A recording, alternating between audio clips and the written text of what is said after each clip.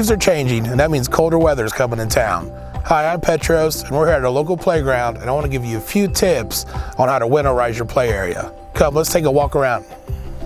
Here's the end caps to the posts. These are very important because they keep water outside of the post. If water was to get inside, there has the potential of freezing and expanding and cracking the post. So make sure you have your caps on. Here's a loose post cap to a bench. It's the same example like a structure. Water gets in, expands when it's frozen, and it could crack. You want to put some Loctite around here and really secure it in place. That'll stay good for the winter. Here we have a swing bearing, and what I like to recommend is I use a lithium grease. It's usually come in white, and you put it right here in between these two cracks, give it a nice fill, and it'll last all winter long. Here we have our swing chain. As you can see, it's starting to rust already. All you need to do here is get a nice light coating of a WD-40 or a 3-to-1 oil 2 or 3 times a winter, and you're good to go. No matter the season, we should always make sure that our safety surfacing is up to par. Here under this high traffic area, the swings, we need to rake back or add new mulch.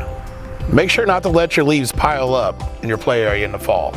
It can cause serious draining issues, which can lead to water buildup. That could cause ice, slippage, and you want to make sure these leaves are gone from your play area. Grab you a rake or a leaf blower and get these leaves out of here.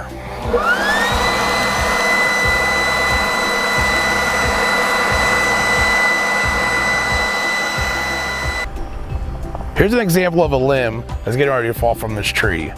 You want to make sure you have all your limbs and branches picked up in your play area. Usually in the winter time, it's a great time to prune your trees because all the leaves have fallen to the ground and it gives you a lot to see.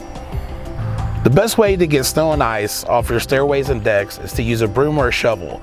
You want to stay clear from any salt solvents or chemicals that are de-icers because they are harmful to the children and harmful to the equipment. Remember that when you're supervising play in the winter months, kids are bundled up.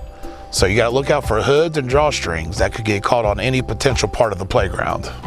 The wintertime is also a great time to go around and check for any components on your playground to see if there's any breakages or any serious repairs that you may need to make. You have ample time to order your part and get it ready for your spring plan. All right, so now we have you ready for winter, and you also have a plan for spring.